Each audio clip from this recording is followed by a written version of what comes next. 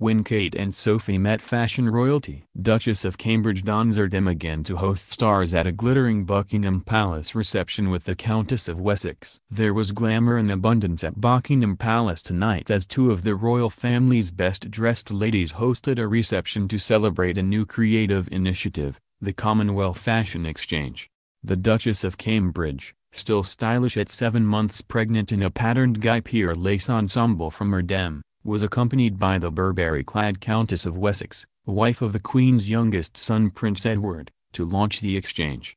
The British label has emerged as Kate's new favorite designer despite a string of recent Erdem ensembles, including a blue velvet number worn in Stockholm, dividing opinion among the fashion crowd.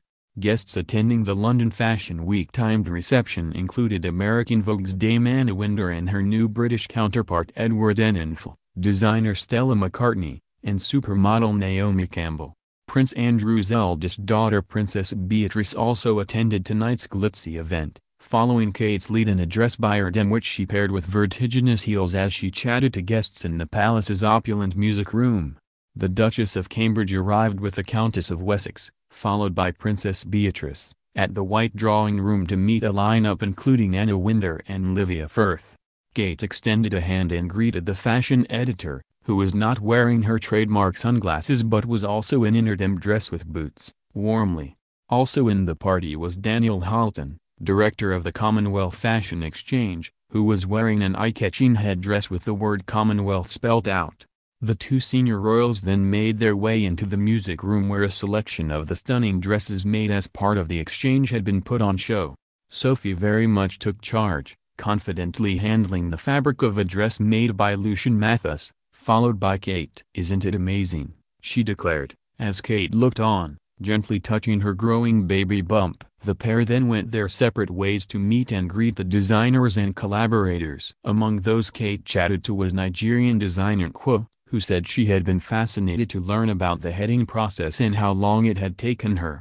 "I explained to her that everything had been hand-sewn. The only time a machine was used was for the lining." She couldn't believe it. "The Commonwealth Fashion Exchange has been such a wonderful experience. I really hope it will help to put us on the map, not as African fashion, but simply as fashion." The Duchess also chatted with New Zealand designer Karen Walker and her collaborator Tuku Atuna, from the Kuki Erani Creative Mamas, who originally hails from the Cook Islands but is now based in Auckland.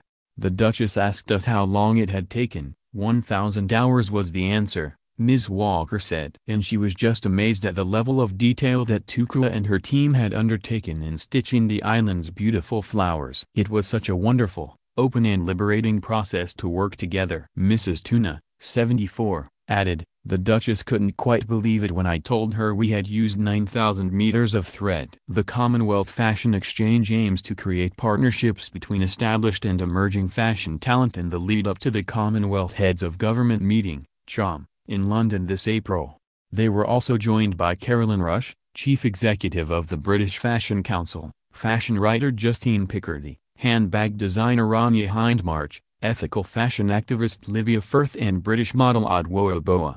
Kate, 36, who is expecting her third child in April, burst onto the fashion scene when she wed Prince William in 2011. Her decision to wear high street styles in the early years of her marriage, such the 175-pound rice dress she sported to meet the Obamas a few weeks after the wedding, saw such a rush to snap up copycats that company websites were prone to crashing and led to the phenomenon known as the Kate effect.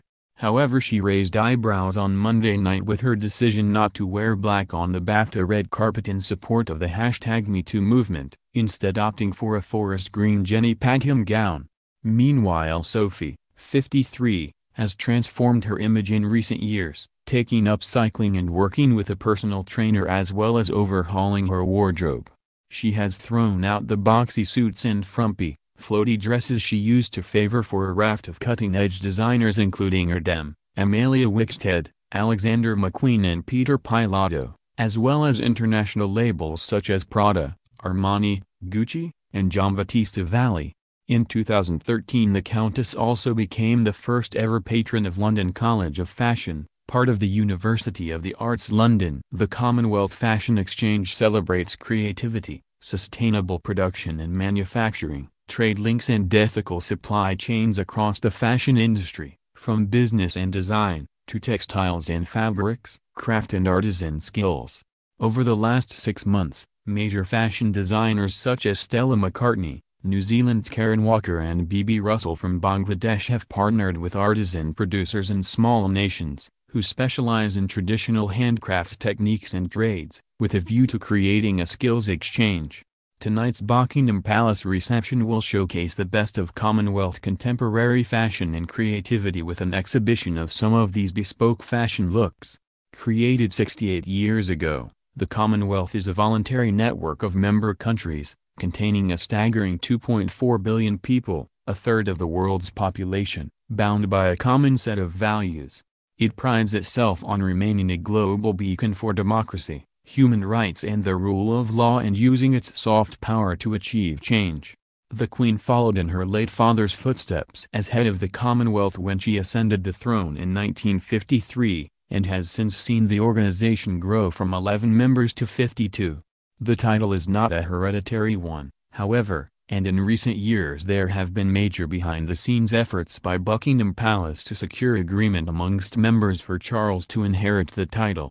The Queen has always seen the Commonwealth as one of the greatest achievements of her reign and is known to be keen to see her son and heir take on her legacy.